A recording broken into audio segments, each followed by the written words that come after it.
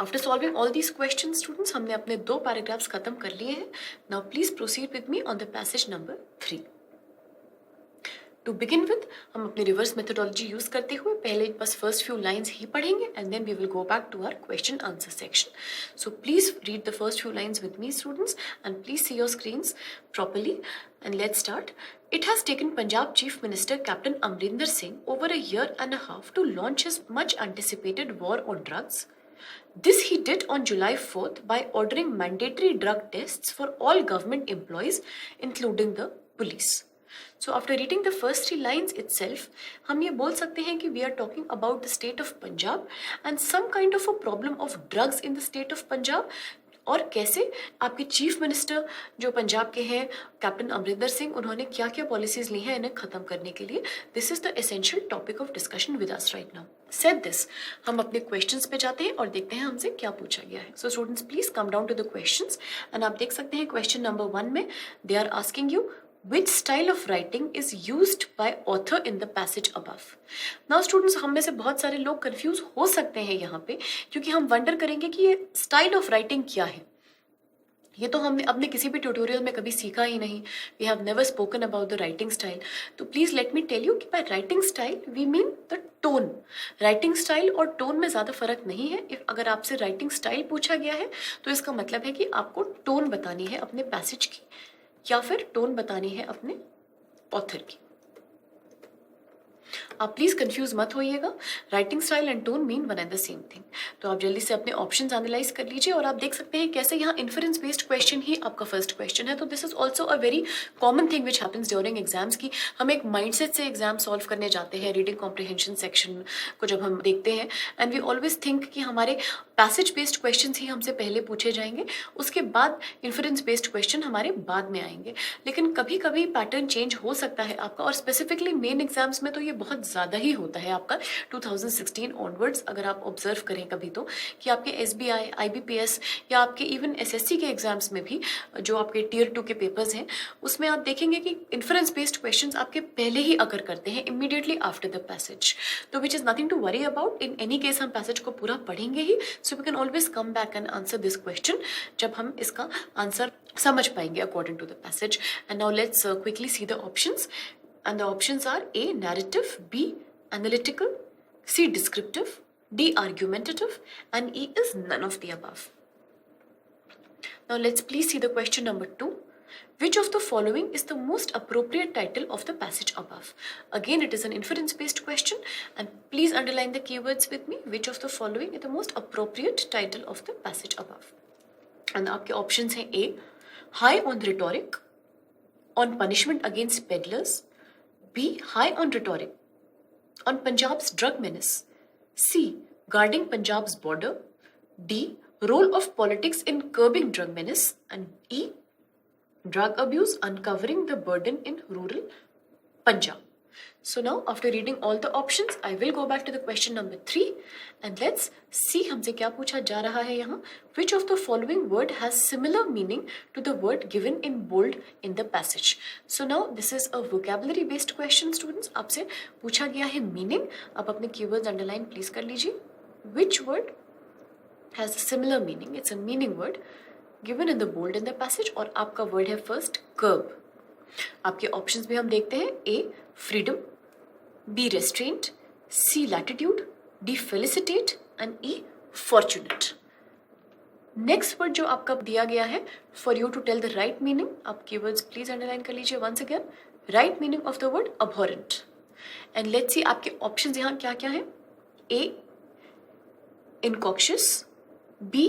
inoffensive, C. applauding, D. loathsome, E. gleeful. Next question. Which of the following is the correct meaning of? यहाँ बार बार आपके vocabulary based section के ही questions आ रहे हैं which is also fairly common क्योंकि हर exam में different तरीके से आपके reading comprehensions पूछे जाएंगे which you already know. कहीं आप देखेंगे vocabulary questions dominating में होंगे, कहीं आप देखेंगे inference based question आपसे ज़्यादा पूछे गए हैं and sometimes and specifically during preliminary exams आपके जो SBI के हैं या दूसरे banks के भी होते हैं उसमें preliminary exams में आपसे ज़्यादातर passage based questions ही पूछे जाते हैं and the passages are also also quite short over there. But since these are the long passages which we are discussing, तो इसलिए it's highly possible कि inference और vocabulary से maximum questions आपके आएंगे ही आएंगे. So आप please अपने keywords को underline करिए इस question में. Correct meaning of the word and the word is foster. आप अपने ऑप्शंस भी जल्दी से देख लीजिए. A incubate, B agitate, C indoctrinate, D inhibit and E patronize. अब प्लीज अपना नेक्स्ट क्वेश्चन एनालाइज कर लीजिए. Find out the opposite. Now this is the opposite question.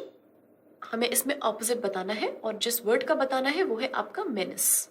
Again एक इजी वर्ड, बट नहीं अगर हमें इजी लगे तो भी हम इसे पैसेज में फाइंड आउट कर ही लेंगे. सो आप देख सकते हैं टोटल 6 क्वेश्चन हमसे पूछे जा रहे हैं in our passage number 3. So please come back to the passage with me. It's a long passage, as you can see, students, on your screens. It's almost like 3 big paragraphs. But then, let's see how we can answer them. और before answering, एक चीज़ आप अपने mind में जल्दी से self analysis ज़रूर कर लीजिएगा in any exam or in any test कि basically यहाँ क्या आपसे passage based question ज़्यादा पूछे गए हैं कि vocabulary based कि inference based. हम देख सकते हैं students इस वाले particular passage में हमारे passage based questions are basically not there. या तो यहाँ हमारे आपके inference based questions हैं, first 3 questions, और बाकी सारे आपके वोकैब बेस्ड क्वेश्चंस है, वोकैबुलरी बेस्ड. तो इसलिए हम इन वर्ड्स को ध्यान में रखेंगे और जहां हमें पैसेज में ये वर्ड्स मिलेंगे हम क्विकली इनको फाइंड आउट करते चले जाएंगे. और हमारे वर्ड्स हैं basically curb, aberrant, foster, menace.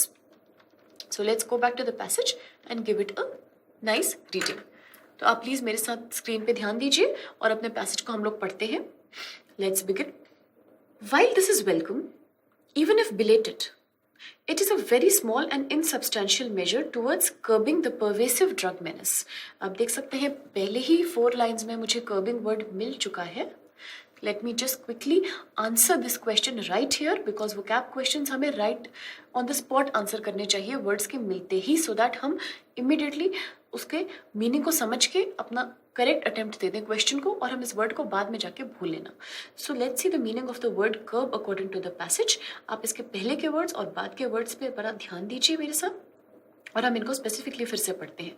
It is a very small and insubstantial measure towards curbing the pervasive drug menace. ये पढ़ के हमें साफ समझ में आ रहा है. बाय कर्बिंग इनका मतलब है किसी चीज़ को रोकना, टू स्टॉप समथिंग. तो हम जल्दी से जाके कर्बिंग वर्ड का मीनिंग आंसर करेंगे अपने पैसेज में से. And it means freedom, restraint, latitude, felicitate, fortunate. So you know that here your correct answer will be restraint. Restraint मतलब किसी चीज़ को रोकना, limitation create करना, and by curbing also we mean stopping something, किसी चीज़ को stop कर देना, रोक देना. नेक्स्ट वर्ड था अबोरेंट. तो चलिए पैसेज रीड करते जाते हैं और वर्ड्स निकालते जाते हैं. For someone who promised to wipe out drugs from the state within a month of being elected, the conduct of annual drug test on some 3.25 lakh employees is a piece of tokenism. More steps are needed, less missteps too. The decision of Punjab cabinet to recommend the death penalty to drug peddlers is an example of the latter. Capital punishment is abhorrent. आप देख सकते हैं कैसे अपना second word हमें मिल गया है abhorrent. और अगर आपको इसका वर्ड कॉन्फिडेंस से नहीं पता है सो नॉट अ प्रॉब्लम. हम जल्दी से एक बार इस लाइन पे फुल फोकस करते हैं और इसके abhorrent वर्ड के पहले के और बाद के वर्ड्स पे फोकस करके हम इसका मतलब समझते हैं. तो please focus on your screens with me students. Capital punishment is abhorrent. यहाँ ये हमें बता रहे हैं कि कैसे कैपिटल पनिशमेंट एक गलत चीज है जो एक सही चीज नहीं है. So aberrant means something which is not right. और अगर हम एक डिक्शनरी मीनिंग की बात करते हैं तो I think many of us will also know कि एबरेंट से हमारा मतलब है समथिंग विच इज हेटेबल, जो बहुत ही नफरत के काबिल होती है आपकी. So let's see the question once again. और यहाँ ऑप्शंस में से you can see it means option number D which is loathsome. Loathsome भी हमारा मतलब होता है हेट्रेड. मैंने एक बार अपने प्रीवियस वीडियो में आपको एक टिप भी बताई थी अपने वोकैबुलरी क्वेश्चंस को सॉल्व करने की. आई एम श्योर हमें याद होगी वो टिप. वहाँ ये था कि जब भी आपको कोई बड़ा वर्ड मिले आप प्लीज़ उसको उसके नाउन फॉर्म में ब्रेक डाउन करके समझने की कोशिश करिए. इससे it becomes much more easy to understand. जैसे loathsome is a more or less big word, तो अगर हम इसको लोथ में ब्रेक डाउन करें सो वी नो दैट लोथ का मतलब है हेट. और अगर हम एबरेंट वर्ड को उसके नाउन फॉर्म में ब्रेक डाउन करें सो वी कैन से इसका मतलब है अभोर. और इन सारे वर्ड्स का मतलब होता है टू हेट समथिंग, किसी चीज से हम नफरत अगर करें तो. So we know that the right answer is option number D loathsome. आप एक बार अपना नेक्स्ट वर्ड भी देख लीजिए, foster. So let's read on the passage with me, students, further. Given that there is evidence that suggests it is also no guarantee of deterring crime, there is more of an empty signal. What is required is a comprehensive war on drugs fought on several fronts, including interventions in the community to spread awareness and foster a culture against the use of drugs. हम देख सकते हैं we have found our word foster. तो हम इसका मतलब समझ लेते हैं पैसेज के हिसाब से. आप इसके बाद के और पहले के वर्ड्स में प्लीज स्पेशल फोकस करिए और मेरे साथ स्क्रीन पे ध्यान जरूर दीजिए और हम इसको फिर से एक बार रीड करके फोस्टर का मतलब समझेंगे. Including interventions in the community to spread awareness and foster a culture against the use of drugs. तो आप समझ सकते हैं यहाँ पे foster का मतलब है to promote, किसी चीज को बढ़ावा देना. और देखते हैं हमसे क्या पूछा जा रहा है. They are asking the meaning of the word foster. So now we know foster से हमारा मतलब incubate नहीं है, agitate नहीं है, indoctrinate नहीं है, inhibit नहीं है, patronize है. क्योंकि patronize का मतलब भी एक तरह से है किसी चीज को favor करना, किसी चीज को promote करना, जो कि आपका foster word से match करता है. These are synonyms and both of them means to promote something. We can also say encourage something. बड़े वर्ड्स को हमेशा ही स्टूडेंट्स एज अ रूल छोटे वर्ड्स के हिसाब से समझिए. जब आप उनको उनके इजी से इजी मीनिंग में ब्रेक डाउन करेंगे तो आप इमीडिएटली उनके यूजेज को भी समझने लग जाएंगे. So let's go back to the passage. और इसके पहले हम अपना नेक्स्ट वर्ड भी जरूर देख लेते हैं कि नेक्स्ट वर्ड की जो बात हुई है वो है मेनिस. तो चलिए let's come back to the passage and let's read on the passage. Okay, so further it says the challenges faced by the states are huge. Estimates vary, but by some accounts, as many as 2/3 of all households in Punjab have a drug addict in their midst. Now let's read on. Punjab's prisons are overcrowded with drug users and peddlers, and its streets and farms witness the easy availability of narcotics and opiates. Last year, the government addressed 18,977 peddlers and treated some 2 lakh addicts. The sheer extent of the problem suggests that it is more than just a few profiteers that have been responsible for causing this menace or helping to sustain it. Students, we have found the word menace. आप इसे please underline या highlight कर लीजिए. And menace is rather easy word अगर देखा जाए तो, लेकिन लेट्स अज्यूम अगेन कि हम इसका मतलब नहीं जानते हैं या फिर बहुत कॉन्फिडेंटली नहीं जानते हैं. So let's find it out now by reading this line and by doing what? I think you know what I'm about to say. By focusing on the words before the word menace and by focusing on the words जो menace word के बाद में आते हैं, so that हम बीच में से उसका मतलब निकाल सकते हैं. So let's please see this line and आप अपने स्क्रीन पे फोकस करिए. I'm reading this particular line. Being responsible for causing this menace or helping to sustain it. By reading this line, we know कि menace से हमारा मतलब यहाँ कोई problem के बारे में है, किसी बहुत बड़े issue के बारे में है. Let's read the question कि कैसे हमसे पूछा जा रहा है. Okay, they are asking the opposite of the word menace. तो हम जल्दी से options में से निकालते हैं उसको. Now that you know menace means a problem, तो let's find out the meaning also. Imminence, pitfall, intimidation, combination, shield. So you know that if we talk about menace as a problem, then the opposite of menace is some protection. So we can say that the right option is option number E, जिसको आप टिक कर सकते हैं shield, which means a protection sort of, which is opposite of problem or a issue. So let's please also see कि हमने अपने सारे questions answer किए कि नहीं. And I think we have answered all the questions. The passage had total 6 questions और हमने इस पैसेज को सक्सेसफुली आंसर कर लिया है. और यहाँ आपने एक और बहुत बड़ी चीज़ हमने सीखी है स्टूडेंट्स इस पैसेज में कि it was a very long passage. ऐसे तो when we start seeing a big passage हम पहले ही नर्वस हो जाते हैं कि इतने बड़े पैसेज को सॉल्व करते करते we will spend a lot of time on it. But यहाँ आप देख सकते हैं कि एक राइट और सिस्टमैटिक मेथड का अगर इस्तेमाल किया जाए तो कैसे कभी कभी हमें पूरे पैसेज को पढ़ने की जरूरत पड़ती भी नहीं है. This was a very long passage as you can see it once again. Big 3 paragraph का हमारा पैसेज था, लेकिन क्योंकि हमने रिवर्स मेथड यूज किया और क्योंकि हमने स्टेप बाय स्टेप अपने आंसर्स को फाइंड आउट भी किया, इसलिए हमें अपने लास्ट पैराग्राफ जो कि एक बहुत सब्सटैंशियल पैराग्राफ है इसको पढ़ने की ज़रूरत नहीं पड़ी. We did not have to read the full thing और हमने अपना टाइम वेस्ट नहीं किया. सो ये एक बहुत बड़ा बेनिफिट होता है ऐसे प्रोसीजर्स यूज़ करने का जैसे कि आपका रिवर्स मेथडोलॉजी है. So now let's please come down to the passage number 4 जो कि हमारा नेक्स्ट एग्जाम्पल पैसेज है. एंड आप देख सकते हैं this is a very very lengthy passage students. It is spanning over ये आपके 7 पैराग्राफ्स का पैसेज है, इनफैक्ट 8 पैराग्राफ्स का। इसको देख के ही मोस्ट ऑफ अस नर्वस हो सकते हैं कि इतने बड़े पैसेज को हम सॉल्व कैसे करें, बट बिलीव मी, आपको नर्वस होने की बिल्कुल भी ज़रूरत नहीं है। अगर आप राइट मेथड यूज़ करेंगे, रिवर्स मेथड यूज़ करते हुए प्रोसीड करेंगे, तो आप बहुत ही जल्दी और एक स्मॉल पैसेज के तरीके से ही इसको भी ईजिली सॉल्व कर सकते हैं। So let's begin seeing our passage number 4 now. और जो हमारा स्टैंडर्ड एक प्रैक्टिस है, हम पहले फर्स्ट 3 लाइन्स रीड करके समझेंगे कि what is the topic of discussion with us. So please focus on your screens and let's read the first 3 lines of the passage now. Borrowing by public authorities is of recent origin. This practice of revenue raising was not prevalent prior to the 18th century. In the Middle Ages, borrowing was a rare event. Whenever there was an urgency, usually a war, the monarch relied on his hoarded wealth or borrowed on his own credit. Students, आपको याद होगा हमने अपने पहले ही tutorial में ये बात किया था, वीडियो में बात किया था कि कैसे अगर आपका पैसेज बहुत ही ज़्यादा लंबा होता है, लाइक 7 से 8 पैराग्राफ्स के बियॉन्ड है या 6 या 5 पैराग्राफ्स का भी है, तो आप पहले 4-5 की जगह पहले 6-7 लाइन्स को ही पढ़ लें एक बार में, क्योंकि बड़े पैसेजेस में इंट्रोडक्शन यूजुअली छोटा ही होगा और जितना ज़्यादा पढ़ेंगे आप फर्स्ट फ्यू लाइन्स, उतना ज़्यादा आपको क्लैरिटी हो जाएगी टॉपिक ऑफ डिस्कशन के बारे में। तो यहाँ क्योंकि ये बहुत बड़ा और लेंदी पैसेज है, हम इसके फर्स्ट छोटे छोटे 2 पैराग्राफ्स को जल्दी से पढ़ लेते हैं, विच मीन्स एसेंशियली पहले की 10 लाइनों को हम पढ़ लेंगे इस बार। So please read further. In modern times, borrowing by the government has become a normal method of government finance along with other sources like taxation. Public debt refers to the loans raised by government from within or outside the country. Every government has to borrow when its expenditure exceeds revenue. The borrowing or taking loans by the government is known as public debt.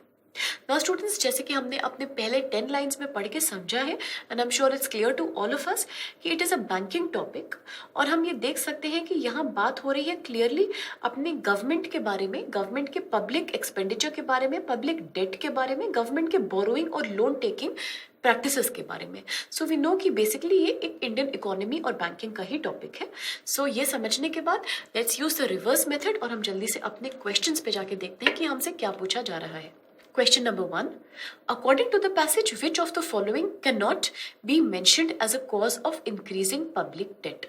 It's a complete passage based question, क्योंकि हमसे passage का एक pin pointed fact पूछा गया है. So please underline the keywords with me. Which of the following cannot be mentioned as the cause of increasing public debt? अपने options आप जल्दी से देख लीजिए. A. Finance the economic development. B. Current account deficit. C. Budgetary deficit. C. D. Curbing the inflation. And E. Finance the public sector enterprise. Now please come down to the question number 2, जिसमें पूछ रहे हैं कि choose the word which has same meaning as the word coercive. Now students, ये एक vocabulary based question आ गया है और आप प्लीज अपने keywords अंडरलाइन करते चलिए. Same meaning as the word coercive. और आपके options हैं A. Discretionary. B. Optional. C. Elective. D. Imperious. And E.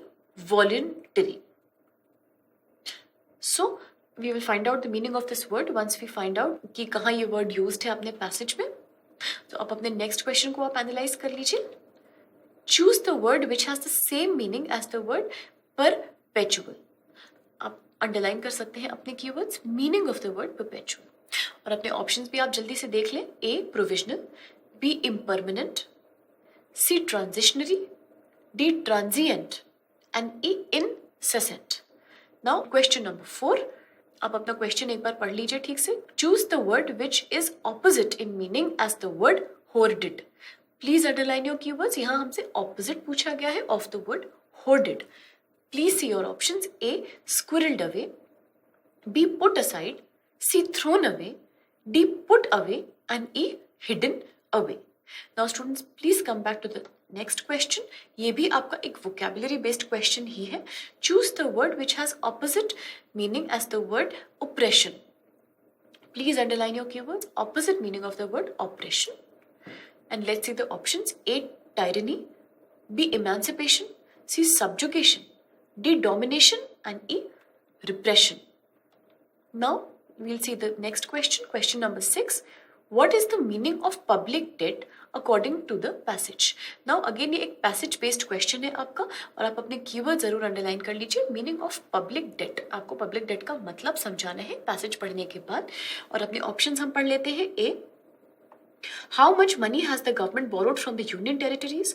B, the money which the RBI gives to various small banks. C, loans raised by the government from within or outside the country. D, modern pattern of giving and taking money from RBI. And A, none of the above are true. Please see the next question. According to the passage, which of the following debt instruments is issued by the government to finance the budget deficit in fiscal year? Again, a complete passage based question. आपसे पूछा गया है कि according to the passage कौन से following जो options हैं वो एक इंस्ट्रूमेंट है जिसको कि आपकी गवर्नमेंट यूज करती है to finance the budget deficit in a fiscal year. And let's see the options quickly. A, treasury bill. B, SOE bonds. C, FIDF bonds. D, government bonds. And E, debt restructuring bills. Now students, आपने देखा कि total 7 questions हैं हमारे पास, और हम इन सबको answer करेंगे passage को जाके क्विकली फाइंड आउट करके. नाउ बिफोर स्टार्टिंग आप अपने क्वेश्चन नंबर 1 का कीवर्ड्स को अपने माइंड में अच्छे से रख लीजिए, सो दैट जैसे ही हम इन्हें फाइंड आउट करेंगे we will immediately pull out our answer. और हमारे इसमें क्वेश्चन नंबर 1 में जो कीवर्ड्स थे वो है which of the following is not a cause of increasing public debt. So please come back to the passage, a really long passage also, and let's read on the passage now. In modern times, borrowing by the government has become a normal method of government finance along with other resources like taxation. Public debt refers to the loans raised by the government from within or outside the country. Students, आप देख सकते हैं कि अगर हम अपने keywords underline करते हैं तो उसका हमें कितना फायदा होता है. If you remember question number 3 में हमने keywords underline किए थे about public debt, that what is the use of public debt. और आप देख सकते हैं कि second paragraph को read करते ही we clearly found the answer to this question. आप इसे अंडरलाइन कर लीजिए मेरे साथ. Public debt refers to the loans raised by government from within or outside the country. Before कि मैं इसको भूल जाऊं and I get lost in reading the big passage, मैं जल्दी से इसको आंसर कर लेती हूँ, और आप प्लीज ध्यान दीजिए अपने स्क्रीन पे एक बार. और आप देख सकते हैं कि आपका जो क्वेश्चन नंबर 6 है उसमें आपसे पूछा गया है what is the meaning of public debt. तो आप देख सकते हैं कि आपने इसका आंसर ऑलरेडी फाइंड आउट किया है, और आंसर है the loans raised by government from with in और आउटसाइड द कंट्री, जो कि हमने अभी पैसेज में अंडरलाइन किया था. तो आप इसे प्लीज टिक कर लीजिए. This is your right answer. Now let's go back to the passage and find out other keywords like reasons for public debt and our words. So students, now let's read on the passage. Every government has to borrow when its expenditure increases its revenue. The borrowing or taking loans by the government is known as public debt. The government borrows by issuing government bonds and treasury bills. It also includes the market borrowings by the government. Government debt securities are the debt securities issued by the Ministry of Finance or the government entities in order to mobilize funds from general public and financial institutions. Treasury bills, debt restructuring bills are treasury securities having a maturity period of 1 year or less and sold in the primary market by auction or at a discount from face value. Upon maturity, the face value will be paid to the holder. Government bonds are debt securities issued by the government having a maturity period of 1 year or longer. The primary objective are to finance the budget deficit in each fiscal year. Now, as you remember, students, please come down to the questions once again. मैंने आपसे अभी यही बात remind कराई थी कि what is the benefit of underlining keywords, और ये बेनिफिट्स हमारे यही होते हैं कि आप देख सकते हैं क्वेश्चन नंबर 7 में हमसे पूछा गया है कि which of the following instruments is used by the government to finance the budget deficit in fiscal year. और अभी आपने देखा पैसेज पे, आप एक बार वापस आइए और आप देख सकते हैं कि हमने कैसे अपने लास्ट लाइन जो हमने पढ़ी थी, आप देख सकते हैं which is also your third paragraph. Second paragraph का बेसिकली थर्ड पोर्शन आप इसको बोल सकते हैं. इसमें क्लियरली मेंशन्ड है the primary objective of government bonds is to, आप प्लीज अंडरलाइन भी कर लीजिए, finance the budget deficit in each fiscal year when the expenditures increase the revenue. So you know कि जो ऑप्शन था उसके हिसाब से अगर हम अपने क्वेश्चन को देखें, so we know that the answer is government bonds. आप इसको टिक कर लीजिए. Option number D is your right answer, जो कि हमने पैसेज में अभी पढ़ा था कि the purpose of government bonds is to finance the budgetary deficit in fiscal year. Given this, हम अपने पैसेज पे चलते हैं और अपने बाकी के कीवर्ड्स फाइंड आउट करते हैं अबाउट पब्लिक डेट। तो यहाँ तक स्टूडेंट्स हम ऑलरेडी पढ़ चुके हैं, so let's read on further. State owned enterprises SOE bonds have a maturity period of 1 year or longer issued by the state owned enterprises in which the state holds more than 50% of total capital seeking funds for the state enterprises projects. Financial Institutions Development Fund FIDF bonds are debt securities issued by FIDF for the purpose of rehabilitating and developing financial institutions in order to maintain stability in the financial system. Government loans are of different kinds. They may differ in respect of time and repayment, the purpose and the condition of repayments, the method of covering liability, etc.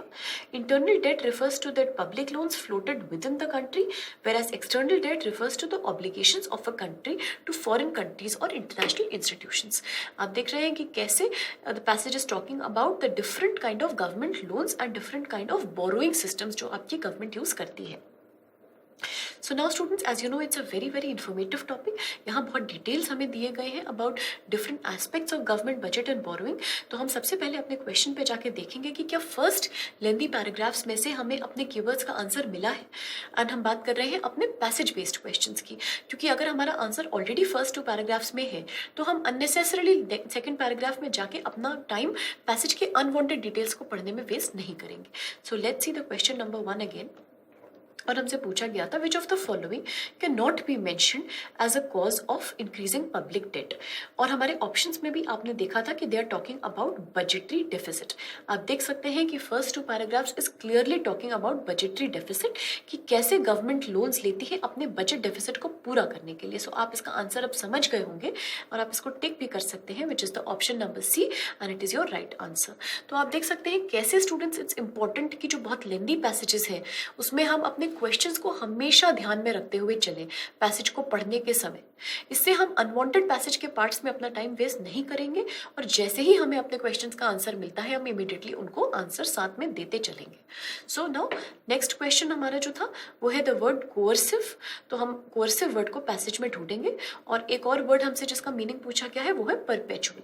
तो let's go to the passage और हम इसमें इनका meaning निकालेंगे. आप देख सकते हैं हमने ये वाले 3 पैराग्राफ्स आपके पूरे रीड कर लिए हैं. सो नेक्स्ट हम रीड करेंगे further. So please proceed with मी.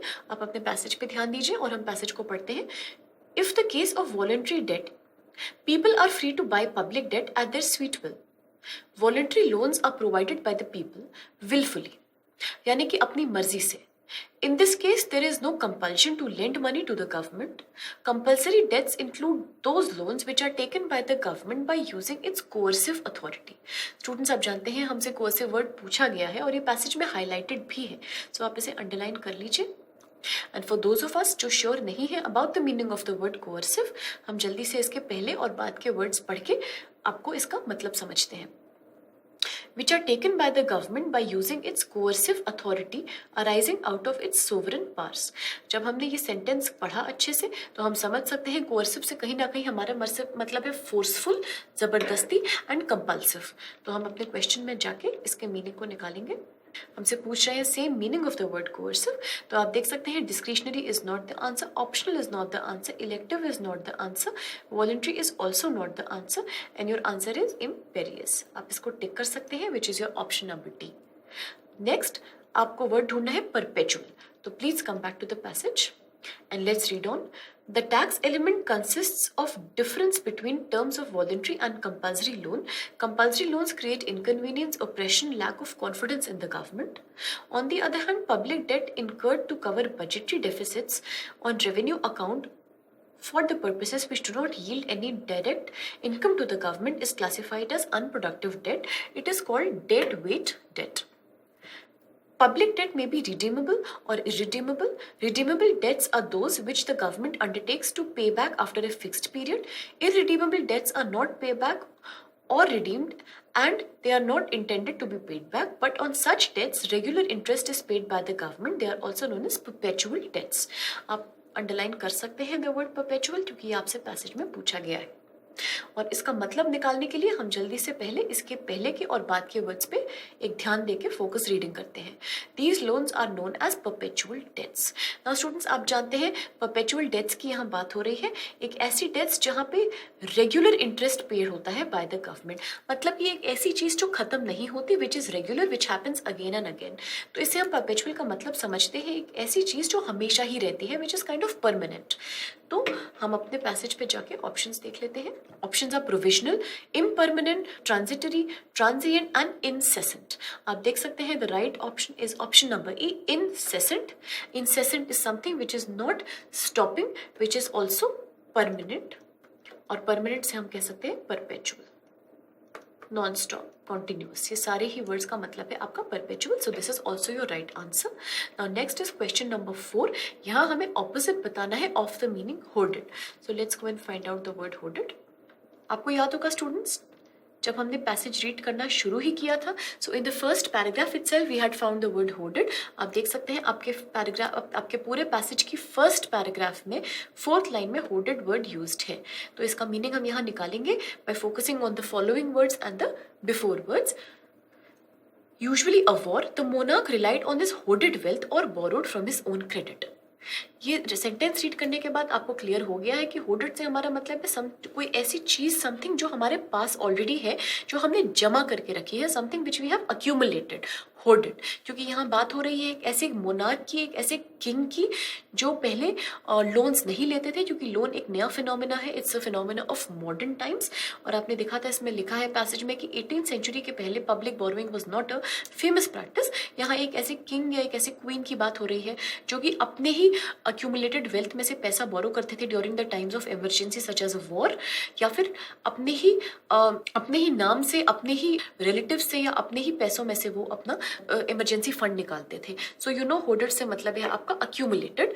तो हम जाके क्वेश्चन में अपने ऑप्शंस देख लेते हैं कि what is the opposite of the word hoarded. और यहाँ होर्डेड वर्ड का ऑपोजिट है, आप जानते हैं, थ्रोन अवे। क्योंकि किसी चीज को अक्यूमुलेट करने का ऑपोजिट होगा उस चीज को फेंक देना, उस चीज को डिस्कार्ड कर देना, जो कि हमारा ऑप्शन नंबर सी है। तो आप प्लीज इसको टिक कर लें, option number C is your right answer. Next question है हमारा opposite meaning of the word operation. So let us go and find this out in the passage. और आप देख सकते हैं कि फर्स्ट 3 पैराग्राफ्स में हमें ऑपरेशन वर्ड कहीं भी नहीं मिला है। So we will go back to the next 3 paragraphs and we will see कि हमने ऑपरेशन वर्ड यहाँ कहीं देखा है। Then we come back to the next paragraph and then we see the next one. So you can see students, it's a very big passage. तो इसमें से words को ड्रॉ करना हमारे लिए एक ईजी टास्क नहीं है। It takes a lot of time to find the right word. We'll keep scanning the passage till we are able to find the right word, and you can also focus on your screens and try to find out the word oppressive from the passage. So you can see now finally in your passage, आप अगर अपने 3rd large paragraph की बात करते हैं, सो आप देख सकते हैं कि जहाँ हमने कोर्सिव वर्ड फाइंड आउट किया था उसकी नेक्स्ट लाइन में where we are talking about tax element, कि टैक्स एलिमेंट में कौन सी वॉलंटरी और कौन से कंपल्सरी लोन्स होते हैं, we have found the word operation. And you know कि how to take out the meaning of this word in case आपको इसका मतलब नहीं पता है। And how we will do that by seeing the words जो ऑपरेशन वर्ड के पहले आते हैं और वो वाले वर्ड्स जो ऑपरेशन वर्ड्स के बाद में दिए गए हैं। So please read the sentence with me and focus on your screens. Compulsory loans create inconvenience, operation and lack of confidence in the government. तो ये रीड करने के बाद स्टूडेंट्स आप समझ गए होंगे कि ऑपरेशन से कहीं ना कहीं हमारा मतलब है एक्सप्लॉइटेशन, दबाव डालना लोगों पे। और ऐसा करने से इसमें लिखा है कि लोगों का जो कॉन्फिडेंस होता है गवर्नमेंट पे वो खत्म होने लगता है। So definitely we are using it in a negative sense. Go back to your question and you can see कि हमें ऑपोजिट निकालना है टू द वर्ड ऑपरेशन का, और हमारा आंसर है, let's see the options, tyranny, emancipation, subjugation, domination, depression. The correct answer is option number B, emancipation, because emancipation से हमारा मतलब होता है freedom. And you know freedom का मतलब is exact opposite of the word operation. If oppression is dominating somebody, freedom is freeing somebody. So this is your right answer, जो कि है हमारा option number B. Now students, आपने जैसे कि देखा कि बड़े पैसेजेस में अक्सर हमें वर्ड्स के मीनिंग लोकेट करने में मुश्किल होती है, but it is fine. It doesn't mean कि एग्जाम टाइम में आप पैनिक करें और नर्वस हो। लाइक अभी इस पैसेज के केस में, क्योंकि ऑपरेशन वर्ड्स अ वेरी लॉन्ग पैसेज, तो कुछ वर्ड्स हमें ईजिली मिल सकते हैं और हमें मिले भी, और कुछ वर्ड्स में हमें अपना पूरा एक स्किम्प थ्रू करना पड़ा, जैसे कि मैंने आपके सामने किया। And it took me time, I had to go back from passage to passage and again come back to find out the word, but that's fine. ये एक वर्थ डूइंग एक्सरसाइज है क्योंकि these are very scoring questions vocabulary sections में जो आपके आते हैं।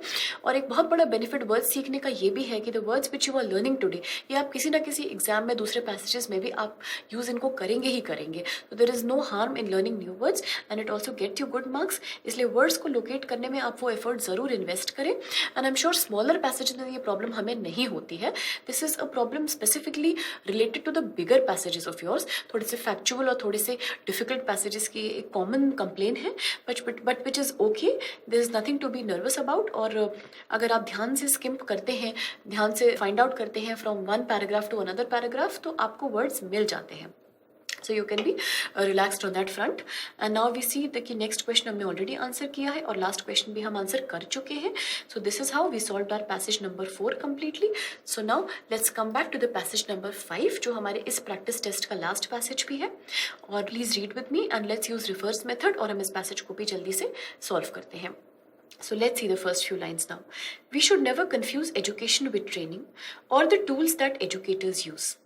Education is no more a computer or an online class than it is a chalkboard. Those are simply tools. Additionally, precious few new and relevant findings have been added to our insights into the learning process.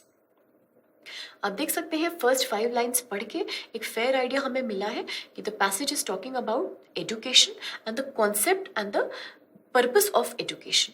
तो ये topic समझने के बाद students चलिए हम जल्दी से reverse method का इस्तेमाल करते हुए अपने क्वेश्चंस को देखने के लिए चलते हैं। It is also a fairly long passage, so let's see the questions one by one. And question number 1 है, which of the following is most nearly the same in the meaning as the word given in bold as used in the passage? It's a vocabulary based question students. आप अपने keywords underline कर लीजिए. Which of the following is most nearly same in the meaning as the word given in the bold in the passage, and the word is entail. So we are being asked to give the meaning of this word entail, and the options are 1 limit, 2 occasion, 3 involve, D subject, and 5 end. Let's see the next question. Which of the following can be the most suitable title for the passage? आप देख सकते हैं it's an inference based question because हमसे title पूछा जा रहा है और आप ये भी जानते हैं कि पैसेज का टाइटल देने के लिए हमें बहुत ज़रूरी होता है कि पैसेज की पूरी अंडरस्टैंडिंग हमारे पास होनी ही चाहिए, तभी हम बता सकते हैं कि क्या सूटेबल टाइटल पैसेज का हो सकता है आपका।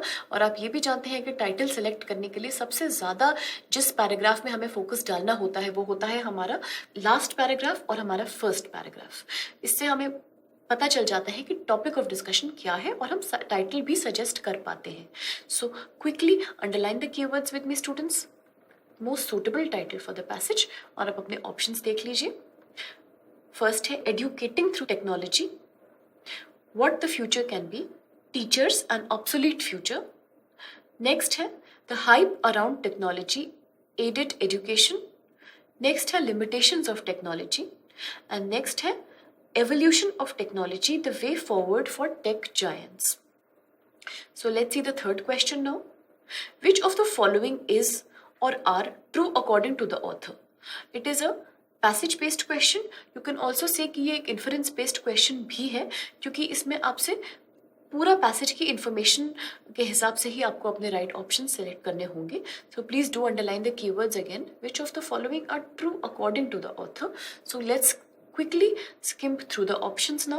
A, the way the colleges are granted certification will have to change to accommodate the changes in imparting education through technology. B, with the onset of technology enabled education, the school college premises or building will lose its importance slightly. C, with the onset of the desired level of technology enabled education, learning will become a joint effort of students as well as teachers. D, all of the above. E, none of the above. So students, this is like a summary of the whole passage in a way, क्योंकि आपसे बहुत सारे options passage के अलग अलग parts में से पूछे गए हैं। So we can say it is essentially an inference based question. हमें ये समझ में आया है finally। तो हमने options अपने पढ़ लिए हैं and now we will first see the passage and then come back to this question. In the meantime आप अपना next question भी देख लीजिए। Which of the following are the meaning of the given words? हमें word के meanings बताने हैं और ये वर्ड्स हैं हमारे इंसाइटफुल, और ऑप्शंस जो आपको दिए गए हैं they are enlarged, informative, secretive, useless. और नेक्स्ट वर्ड है आपका रैम्पेंट। और यहाँ जो आपके ऑप्शंस दिए गए हैं वो हैं hide, share, dislike, wide spread, comfort. तो let's please go to the passage students and find these words जब हम इनको आंसर करने लगेंगे according to the right options. And this is also a last question of this passage. तो now we have in detail analyzed all the questions. तो अब चल के हम जल्दी से अपने पैसेज को रीड करते हैं और फाइंड आउट करते हैं अपने आंसर्स को। सबसे पहला हमारा क्वेश्चन जो था आप देख सकते हैं वो वोकैबुलरी क्वेश्चन ही था। It was about the meaning of entail. और जो नेक्स्ट क्वेश्चन था वो टाइटल फॉर्मेट में था। सो please come back and give the passage a reading with me. So let's read on, students. Much of what may proclaim to be insightful turns out to be faddish and misguided. So now you know कि insightful एक word था हमारा जो हमने अपने passage में के जो questions थे उनमें देखा था. So please आप इस word को यहाँ mark कर लीजिए और हम इसका मीनिंग निकाल के आंसर देंगे for our vocabulary based question. तो हम इसका मीनिंग कैसे निकालेंगे स्टूडेंट्स, यू ऑलरेडी नो कि हम इसके पहले के और बाद के वर्ड्स पे ध्यान देंगे and we will find out the meaning of this word. Let's do that right now. Much of what may proclaim to be insightful turns out to be fetish and misguided. ये sentence को पढ़ के हमें clear हो जाता है कि यहाँ इंसाइटफुल से हमारा मतलब है something informative, something useful. So now please come back to the questions और देखते हैं इंसाइटफुल वर्ड हमसे कहाँ पूछा गया था। और आप देख सकते हैं क्वेश्चन नंबर 4 का पहला वर्ड जिसका मीनिंग हमें बताना है that is your word insightful. तो चलिए let us find out the right meaning which is informative. So you can please take your option. Right option है ऑप्शन नंबर बी। और नेक्स्ट वर्ड्स हैं हमारे रैम्पेंट और फर्स्ट वाले question में there was a word asked intel. तो चलिए हम अपने पैसेज को दोबारा रीड ऑन करते हैं। What we need for learning to occur is well-prepared and motivated teachers, students who are willing and are able to learn a social system that values educational achievement. Many might take exception to these assertions, raining a host of ancillary social, economic, nutritional, and sociological issues. However, decades of data from failed public experiments aimed at mitigating these problems argue to the contrary.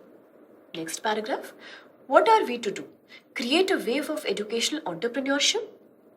Despite of all the hype and media attention, no one currently knows the best way forward.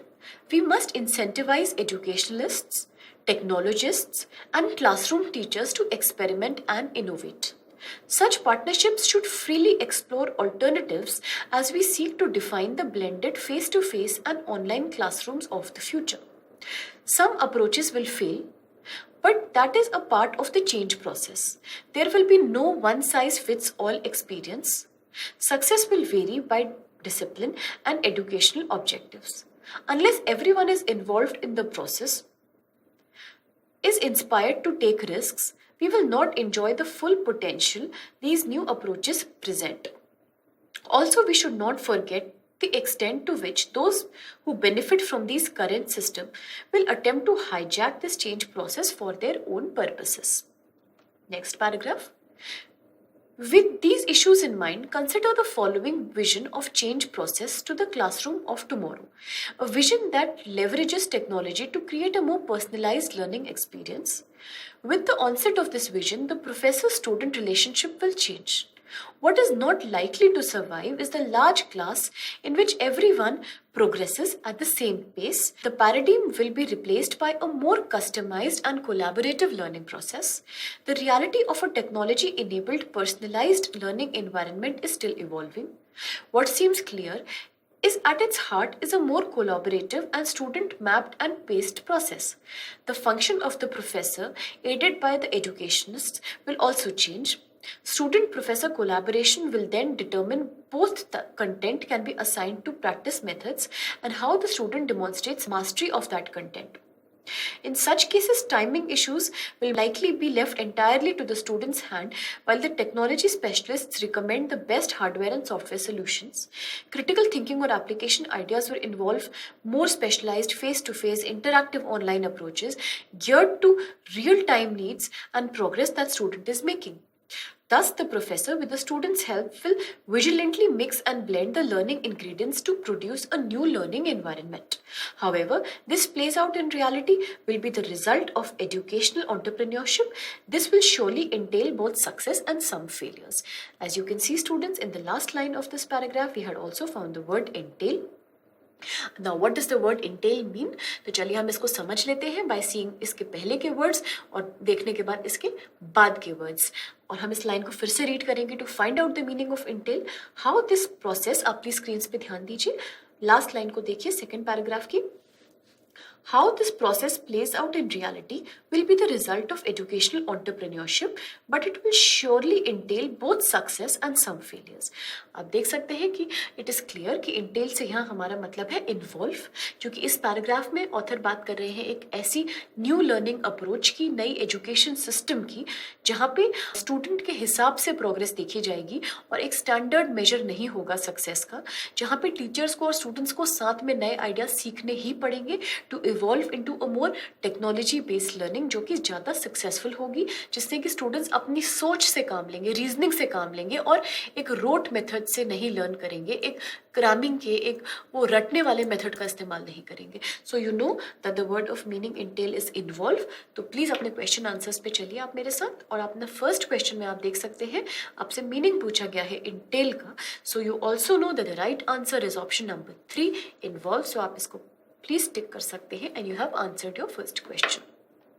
Second question हमारा है what is the suitable title of the passage.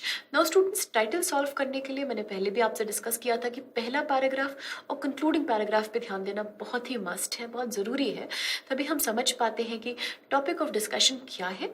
तो अभी हमने अपना सिर्फ first paragraph पढ़ा है और लास्ट नहीं पढ़ा है, सो आई सजेस्ट कि हम उसको पढ़ लें, अकॉर्डिंगली हम अपना ये क्वेश्चन को आंसर करेंगे। So let's go back to the passage once again. और हमने 2 बड़े पैराग्राफ्स पढ़े हैं। We are left with the last 2 paragraphs. हम एक इन्हें क्विक रीडिंग देते हैं एंड लेट्स सी कि क्या पैसेज में आगे हमें बताया गया है।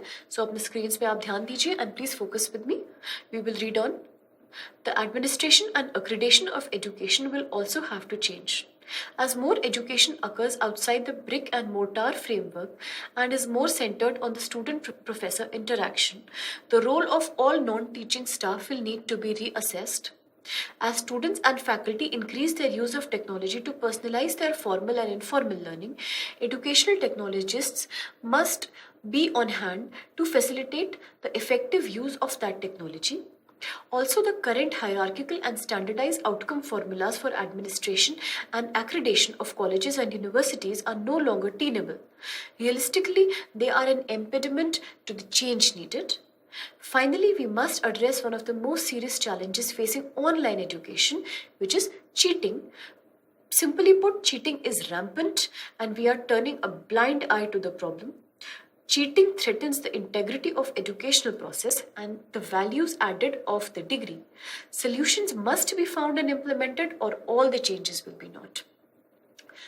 Last 2 paragraphs में हमसे ऑथर ने बात की है एक फ़ायदे के बारे में नए एजुकेशन सिस्टम के, और ये बताया है कि कैसे हमें अपना करंट एजुकेशनल और स्कूलिंग पैटर्न चेंज करना पड़ेगा, कैसे हमें नई टेक्नोलॉजी का इस्तेमाल करना बहुत इंपॉर्टेंट हो गया है, और कैसे अगर ये सब नहीं हुआ तो जो भी चेंजेस की हम बात कर रहे हैं वो हमें फ़ायदा नहीं करेंगे, तो हमें एक कंप्लीट चेंज की ज़रूरत है, एक टुकड़ों में और पार्शियल चेंजेस से कोई फ़ायदा नहीं है। So now let's analyse our questions and question number 2 says which of the following can be the most suitable title of the passage. Students, अब हमने पैसेज को एक डिसेंटली वेल रीडिंग दी है, तो हम इसका टाइटल भी सजेस्ट कर सकते हैं। तो हमें ऑप्शंस हमने ऑलरेडी पहले पढ़े हैं और हम जानते हैं यहाँ पे कि सबसे जो पहला हमारा ऑप्शन है विच is the option number 1, educating through technology what the future can B, यही सबसे अप्रोप्रिएट टाइटल यहाँ पे है, क्योंकि बाकी सब बात करते हैं टीचर्स के बारे में। Then the third option talks about technology aided education का जो हाइप है, and the fourth option is talking about limitations of technology, and the fifth is about evolution of technology की कैसे वे फॉरवर्ड है giants के लिए, technology giants के लिए। तो ये हमने डिस्कस नहीं किया है पैसेज में। पैसेज का जो सार है वो है एजुकेशन थ्रू टेक्नोलॉजी और इसका फ्यूचर क्या है। So the right answer is option number 1। आप प्लीज इसको टिक कर लीजिए और नेक्स्ट क्वेश्चन पे आइए, क्वेश्चन नंबर 3। नाउ स्टूडेंट्स, ये एक बहुत इंटेंसिव क्वेश्चन है, it's a very detailed factual question और एक इन्फरेंस बेस्ड क्वेश्चन भी है ये हमारा। तो हम जल्दी से ऑप्शंस को एनालाइज करते हैं एंड वी विल सी कि हमने पूरा पैसेज को पढ़ने के बाद क्या हम अब इस स्थिति में हैं कि हम इसका करेक्ट आंसर फाइंड आउट कर सकें। तो let us see now which of the following are true according to the passage. आप अपने ऑप्शंस को एक बार ध्यान से मेरे साथ पढ़िए। ए, the way the colleges are granted certification will have to change. To accommodate the changes in imparting education through technology. आप जानते हैं ये सच है बिकॉज ऑथर ने इसके बारे में बात हमसे की है। मैं आपको दिखा देती हूँ कहाँ। Let's go back to the passage once again. और आपने देखा है कि सेकेंड लास्ट पैराग्राफ के लास्ट पार्ट में हमसे बात की गई है। Also the current hierarchical and standardised outcome formulas for the administration and accreditation of colleges universities needs to be no longer tenable। तो यहाँ हमें पता है कि ऑप्शन नंबर 1 इज करेक्ट। अब हम ऑप्शन नंबर 2 की बात करते हैं, ऑप्शन नंबर बी की बात करते हैं। With the onset of technology enabled education, the school and college premises or building will lose its importance slightly। ये भी बिल्कुल सही है और मैं आपको दिखाती हूँ कैसे। आप पैसेज में अगर ध्यान दीजिए तो सेकेंड लास्ट पैराग्राफ के फर्स्ट पार्ट में फर्स्ट 2 लाइन्स में ही इनफैक्ट ऑथर ने हमसे बताया था कि as more education occurs outside the brick and mortar framework and is more centred on student professor relationship interaction, the role of all non teaching staff will be needed to be reassessed। And they are also telling me that the entire mortar and stone framework of the cooling traditional buildings will also change। तो इसलिए हम जानते हैं कि ये बिल्कुल सच है। This is the right point। And now we will see the point number C, which is with the onset of desired level of technology enabled education, learning will become a joint effort of students as well as teachers। और आप जानते हैं ये भी बिल्कुल correct option है क्योंकि हमने ऑलरेडी डिस्कस किया है कि ऑथर ने पैसेज में बात की है कि कैसे स्टूडेंट्स और टीचर्स दोनों को ही एक नई टेक्नोलॉजी लर्निंग की बहुत ज़रूरत है। So we know that the answer is all of the above which is our option number D. आप इसे सेफली टिक कर लीजिए which is your correct answer. और स्टूडेंट्स आपने देखा कि कैसे ये इतना लेंथी क्वेश्चन था, तो पैसेज की समझ और पैसेज की अंडरस्टैंडिंग ऐसे में होना बहुत ही आवश्यक है। It is just very important. Let's proceed to the next question. Next question का फर्स्ट पार्ट हमने ऑलरेडी आंसर कर दिया है with the word insightful. The second word which we have to solve is the word rampant. So let's go back to the passage और हम देखेंगे कि कहाँ हमने रैम्पेंट वर्ड को रीड किया था। So we can see students last paragraph की जो सेकंड लाइन है, फर्स्ट 2 लाइन्स है, उसमें रैम्पेंट वर्ड है आपका। आप इसे अंडरलाइन कर लीजिए और हम इसका मीनिंग निकालते हैं इसके पहले और बाद के शब्दों पे फोकस करके। और let's read the sentence with me please. आप स्क्रीन पे ध्यान दीजिए। Simply put, cheating is rampant and we are turning a blind eye to the problem.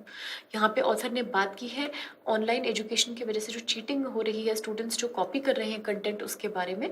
तो आप जानते हैं कि रैम्पेंट वर्ड का मतलब यहाँ होगा चीटिंग इज रैम्पेंट, मतलब it's very common, it is very wide spread, ये बहुत एक पॉपुलर होती जा रही है। So now when I come back to my question और मैं अपने ऑप्शंस देखती हूँ तो आई कैन सी कि option number D is my right option, wide spread. तो ऐसे स्टूडेंट्स हमने अपने सारे ही क्वेश्चंस का सोल्यूशन कर लिया है अपने लास्ट पैराग्राफ में भी। एंड नाउ यू नो कि कैसे रिवर्स मेथड यूज करके हम एक मिक्स्ड बैग ऑफ क्वेश्चंस को सॉल्व करते हैं, जिसमें कि हमारे ऐसे एग्जाम्पल पैसेजेस आते हैं जहां inference based, vocabulary based, passage based सब तरह के क्वेश्चंस हमें एक साथ मिल जाते हैं। और मेन एग्जामिनेशंस में ये होता ही होता है, पैसेजेस लेंदी होंगे, क्वेश्चंस सब टाइप के होंगे। ये हमारी प्रैक्टिस पे डिपेंड करता है कि हम कैसे बहुत स्मार्टली अपने पैसेज को डील करें, कैसे उसमें से आंसर्स को ड्रॉ करें और अपना टाइम बिल्कुल वेस्ट ना करें अनवांटेड पार्ट्स को पढ़ने में। So here is where the beauty of reverse methodology is. आपको जो रिवर्स मेथड का फायदा है वो हमें यही समझ में आता है। आई ऑल्सो होप कि फर्स्ट टेस्ट प्रैक्टिस को करने के बाद आपको काफ़ी कॉन्फिडेंस बढ़ा होगा और हम फर्दर ट्यूटोरियल्स भी बनाएंगे इसके ऊपर and we will discuss more and more example passages in the coming test practice sessions. Thank you.